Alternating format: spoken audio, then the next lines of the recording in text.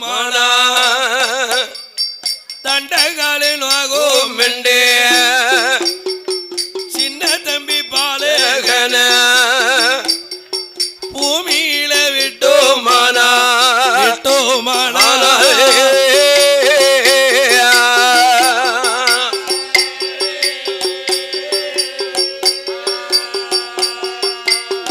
அவனுக்கே பொற்பாதோ நோகோ மெல்லே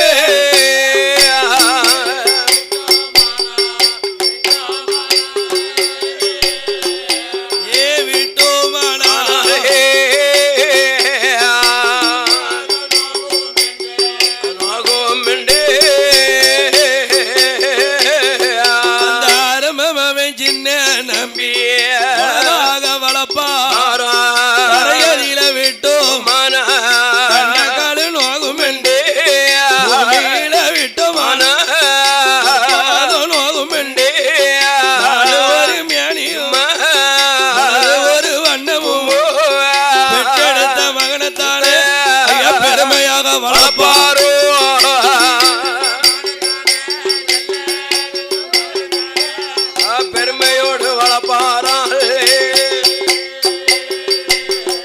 என்ன நம்பி பாலகன பாலூட்டி சீராட்டி பக்குவமா வளப்பாரு வாராட்டி தாளாட்டி அமுது ஊட்டி திருமகனையும்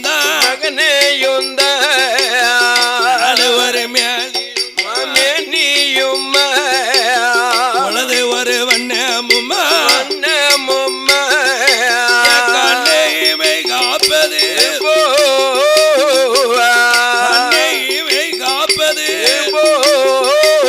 கட்டி மகன வேலை வளப்பாரா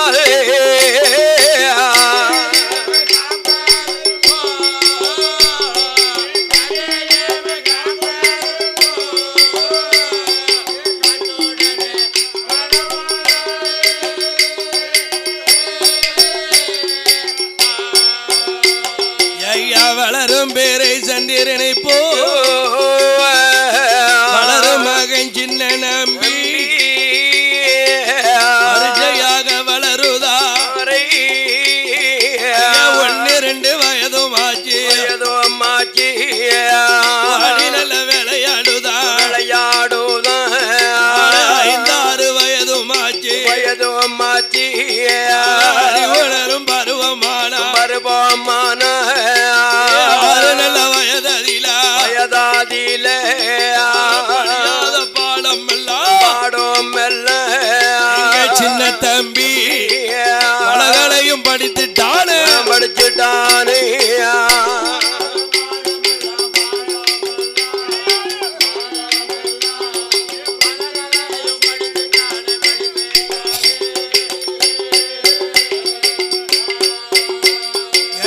ஆணையட்டும் குதிரையாட்டும் நம்பு சிலம்பு தொழில் சாய வித்த சகலகள தொழிலை எல்லாம் சின்ன தம்பி படிச்சுட்டானே சகலகளா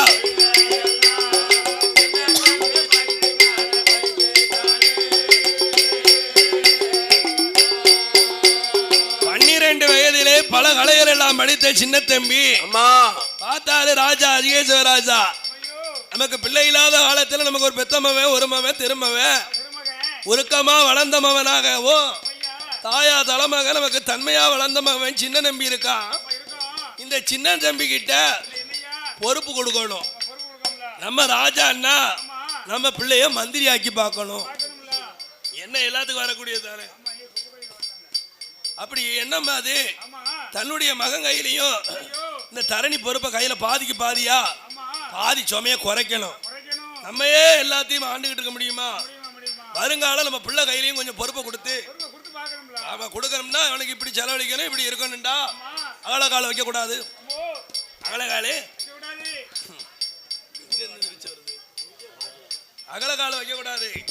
அதனால அரைச்சு செய்யும் பொறுப்பு உங்க கையில தார அப்படின்னு போகுது அப்படின்னு சொல்லி மகனை அழகா சொல்லி வளர்த்தார். 1000 மந்திரிக்கு அதிகாரி மந்திரி பட்டம் கொடுத்தார். முத மந்திரி பட்டம் முத மந்திரி பட்டம் கொடுத்து செல்ல மகனே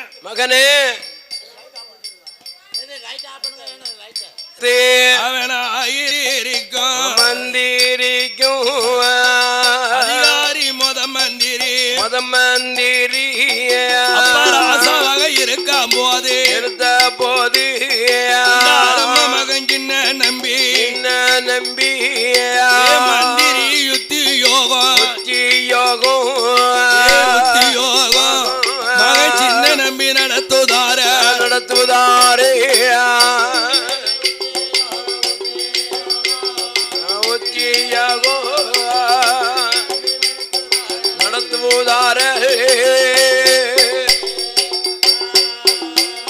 அந்த சின்ன தம்பி காலத்தில நல்ல வடநாடு தியாஜத்தில காலமழை பொழியாம கடிய பஞ்சம் வந்துடு அடமழை பொழியாம ஆகாத பஞ்சம் ஐயா பருவமழை பொழியாமே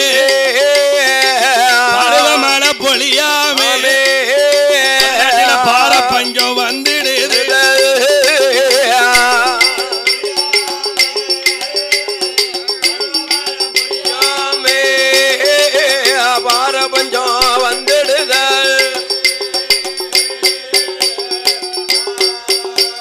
அந்த வடநாடு தேசத்தில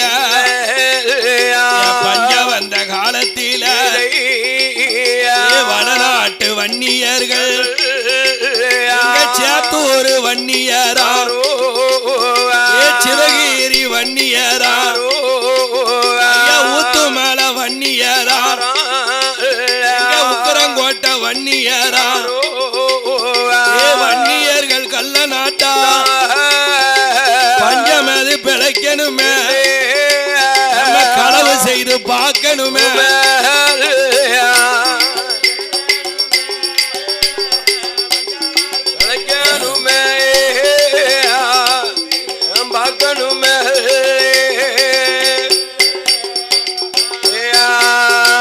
கையில காசும் இல்ல கடன் கொடுப்பார் யாரும் இல்ல பையில பணமும் இல்ல பஞ்சத்தில மீளனுள்ளா தென்னாடு தியாஜத்தில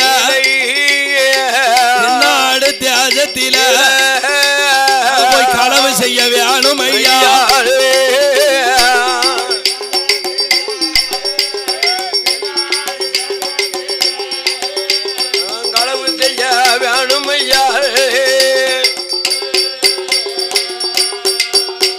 வடநாட்டுல வடதேசத்துல பஞ்சம் வந்துடுது. பாரமலை பொழியல காலமலை பொழியல பெரிய 12 வருஷம் பஞ்சம் வந்த காலத்துல வன்னியர்கள் கூட்டம் போட்டு பேசுறாங்க. சிவகிரி வன்னியர், சேத்தூர் வன்னியர், ஊத்துமலை வன்னியர், உக்கரங்கோட்டை வன்னியர், இவங்க எல்லாம் கள்ளநாட்டு மறவர்கள். இவங்க எல்லாம் ஒண்டி கல்லர்களா இருந்து கூட்டம் போட்டு பேசுறாங்க. நம்ம நாட்டுல பஞ்சம் வந்துடுத, பஞ்சம் முளைக்க போனமே தென்னாட்டுல தானே சிறப்பா இருக்கு. தென்னாட்டுல காலமழை பொழிஞ்சு காடு கரையெல்லாம் விளைஞ்சிருக்கு. அதுலயும் நாங்க போய் வேவு பார்த்ததுல ஆரல்வாமொழின்னு ஒரு ஊர் இருக்கு. ஆர்வாமொழியில நாகர்கோவிலுக்கு போற பாதையில இருக்கு. அந்த ஆர்வாமொழியில அரியஜவ ராஜாவும் ஆதிலட்சுமி அம்மாளும் வாழ்ந்துகிட்டு இருக்காவோ. அவளுக்கு ஒரு குப்பத்து பசுமாடு, ஒரு குப்பத்து ஆடு, ஒரு குப்பத்து மாடு, இப்படி செல்வ செழிப்போடு வாழ்ந்துகிட்டு இருக்காவோ. அப்படி செல்வ செழிப்போடும் மண்ணு மலையோடும் ஆடு மாடோடு இருக்கிறதாக நான் வேவு பார்த்ததுல தகவல் கிடைச்சிருக்கு அப்படின்னு வன்னியர் சொல்றாரு. சரி, அப்படி வேவு பார்த்த தகவலுக்கு நம்ம போய் தென்னாடு தேசத்துல கள்ளமிட்டு மாடுகளை களவு செய்யணும். ஒரு குப்பத்து மாட்டுகையும் தட்டி திருப்பி நம்ம வடநாட்டுக்கு கொண்டு வந்து அந்த மாட்டை வித்தாது நம்ம பஞ்சத்தை தீர்க்கணும் அப்படின்னு வன்னியர்கள் கூட்டம் போட்டு பேசி ஐயா மறுநாள் காலையில வன்னியர் கூட்டம் எல்லாம் சாத்துரு வன்னியரும் சிவகிரி வன்னியரும் ஊத்துமலை வன்னியரும் இந்த உக்கரங்கோட்டை வன்னியரும் தென்னாடு தேசத்துக்கு வன்னியர் கூட்டம் எல்லாம் வருகுதையா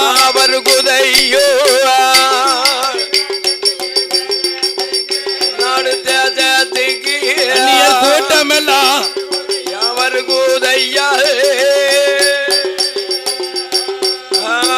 அவனை கூட்டமிட்டு வார போது அழகான நகர விட்டு ஆரல்வா மொழியதற்கு ஊருக்கு மேக்கதானே ராஜாவுடைய ஒரு குப்பத்து பசுமாடு 1000 மாடு 1000 பசு மாட்டை மாடு மேய்க்கும் மேய்ப்பாளி யாதோ ஒரு குலத்திலே பிறந்தவர்கள் மாடு மேய்க்காங்க மேய்ச்சிக்கிட்டு இருக்காரு மாடுகளை மேய்த்து கொண்டிருக்க மாடுகளை எல்லாம் பட்டி போட்டு சாமத்துல அமர்த்திருக்கு வேலையில வன்னியர் கூட்டம் எல்லாம் சாமாதி சாமத்தில பட்டி தொழுவ திறப்பாரா திறக்கும் போது மாடு மேய்க்கும் யாதவர்கள் வன்னியர மறிப்பாரா வன்னியர மறிக்கும் போது வன்னியர் கூட்டம் எல்லாம் மேய்ப்பாலிய அடித்து போட்டு மாடுகளை திருப்புவாரா திசை திருப்பி கிளப்புவாரா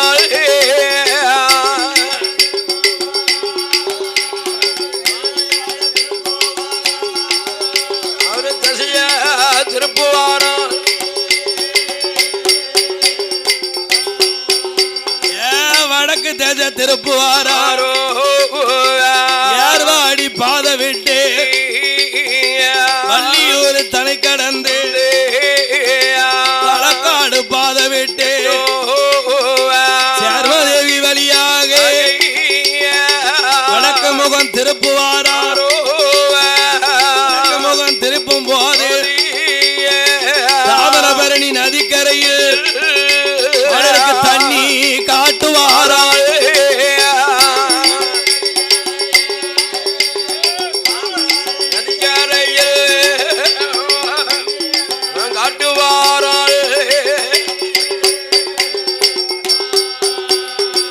தண்ணி அதை காட்டி விட்டு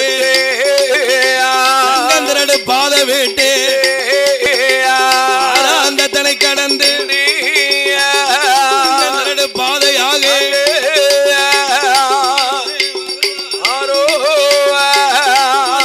கூட்டத்தோடு வன்னியர் மக்கள் எல்லாம் ஒரு பாதையாக மந்தியொத்து வாரார்கள்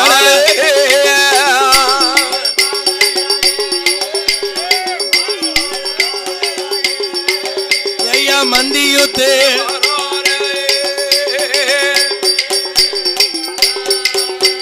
அந்த மந்தியுத்து தன்னதியில மாடுகளை அமர்த்துவாரா மாடுகளை அமர்த்தும் போது வன்னியர் கூட்டம் எல்லாம் நம்ம வடக்கை தெக்கநாடுல இருந்த ஆரல்வா மொழி ஊரை தாண்டி மானூர் அருகாமையில் இருக்கக்கூடிய மந்தி ஊத்துக்கு வந்தாச்சு இனிமேலே அரிகேசவராஜா வரமாட்டான் அவன் மக மந்திரியான சின்ன நம்பியோ வரமாட்டான் பேர்பட்ட இடத்தை தேடி அவங்களால வரவே முடியாது என்று அந்த மந்தி ஊத்து திடையதில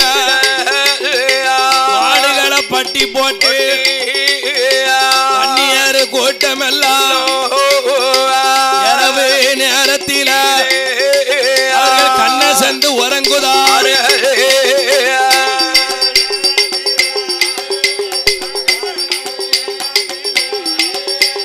கண்ண சந்தே உறங்குதாரே எங்கெல்லாம் மந்தியுத்து யூரணியில வந்து மாடுகளை அமர்த்தி அந்த வன்னியர்கள் அசந்து உறங்குதாங்க. உறங்குதார்கள். ராஜா இனிமேல் நம்மளை தேடி வர முடியாது. நம்ம அவங்க எல்கையெல்லாம் தாண்டி வந்தாச்சு. வந்தாச்சு. இனிமே எவனும் நம்மள இனிமேல் பிடிக்க முடியாது. முடியாது, சொல்ல முடியாது. நம்ம யாரையாவுக்கு வந்தாச்சு அப்படின்னு மந்தியத்து ஊரன்ல மாடுகளை அமர்த்தி வச்சிருக்காங்க. அமர்த்தி வச்சிருக்கையில இந்த மாடு மேய்ச்ச யாதவர்களா அடிபட்டவங்க ஓடோடி வந்து அரிகேச ராஜாட்ட சொல்லுதாங்க. ராஜா ராஜா ஐயா, மந்திரிகளை சேனா சைனியமா, உங்களுடைய ஒரு குப்பத்து மாட்டை நாங்க வந்து ஆர்வமளிக்கு மேக்க மலையடி ஓரத்துல பட்டி போட்டிருந்தோம். போட்டிருந்த இடத்துல வடநாட்டு வன்னியர்கள்லாம் வந்து எங்களையே அடிச்சு போட்டுட்டு மாடுகளை வடநாட்டுக்கு பத்திட்டு போயிட்டாங்க அப்படின்னு அரிகேச ராஜாவினுடைய மகனான மந்திரி சின்ன நம்பி இடத்திலேயும் இந்த யாதவர் பக்கரி மக்கள் சொன்ன போது அரிகேச ராஜா நம்மளுடைய மாட்டை பத்திட்டு போன வன்னியர்களை போய் தடுத்து நிறுத்தணும் என்று ஐயா கச்ச நல்ல வரைஞ்சி கட்டி சுங்கல் வெட்டு தட்டி வரைஞ்சி கட்டி தாமரப்பு சுங்கல் வெட்டு அரிகேசவர் ஆசாவோ அதோட மகந்தான சின்ன நம்பி மந்திரியோ மாடு ஓட தடம் பார்த்து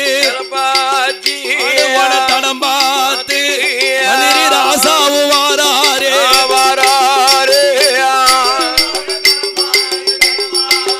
மாடு போன தடம் பார்த்து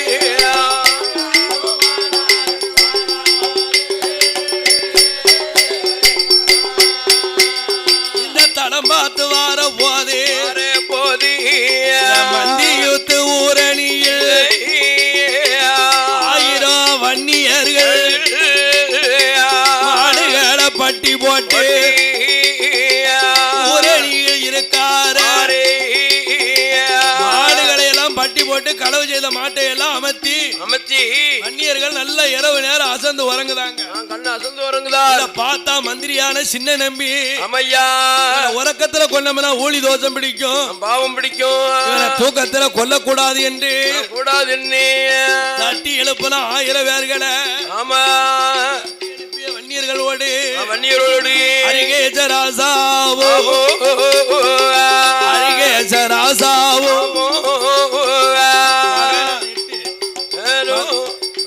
மந்திரியோ பேர்பட்ட மந்தி ஒத்து ஊரணியில 1000 வன்னியர்களோடு சேர்ந்து வில்லெடுத்து அம்பெடுத்து கத்தி கையில் எடுத்து 1000 வன்னியர அவர் வெட்டி வெட்டி கொல்லுவாரா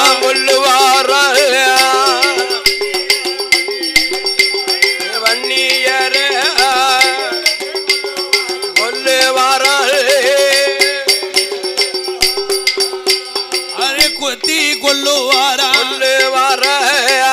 1000 வன்னியர மந்தியூத்து ஊரணியில் கொலை செய்து பாப்பாரா கொலை செய்து பார்க்க போதே அதுல 1000 பேர்ல ஒரே ஒரு மாத்திரம் தப்பிச்சு நிக்கான். அவன் தான் ஒண்டிக்கல்ல. இந்த ஒண்டிக்கல்ல மாடோடு மாடா ஒளிஞ்சு நிக்கான். பேர்பட்ட ராசாவான அரிகேச ராசாவும் மகனான சின்ன நம்பியோ ஆத்திலே போய் நின்று கொண்டு மேல இருக்கக்கூடிய ரத்தங்களை எல்லாம் மந்தியூத்து ஊரணியில மேலுகால கழுவும் போது பேர்பட்ட ஒண்டிக்கல்ல இதுதான் சமயம் என்று வரவாலை எடுப்பானா வரவாலை எடுத்து வந்து ராசாவையோ அரிகேச ராசாவையோ சின்ன தம்பி மந்திரிய கொடி விழாவில் குத்துதாரே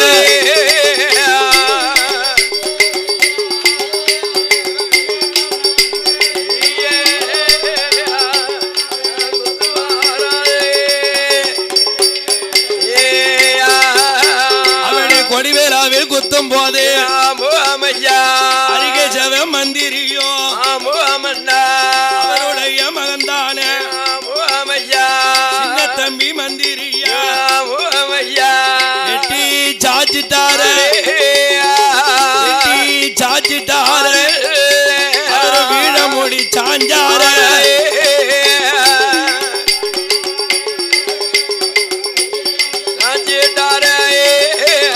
வீரமடி சாஞ்சாரே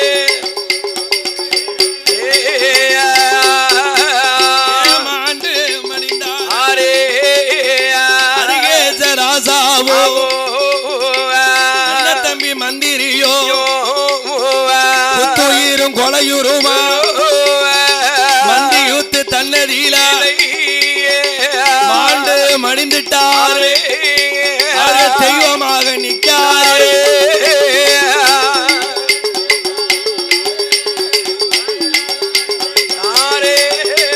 தெய்வமாக நிற்காரு மாண்டு மடிந்தார்கள் வன்னியரையும் கொண்டார்கள் இவங்களும் ஆண்டு மந்தியுத்துல சேர்த்து மடிஞ்சிட்டாங்க மடிஞ்சார்கள் எல்லாரும் தெய்வமாக நிக்காங்க மந்தியுத்துல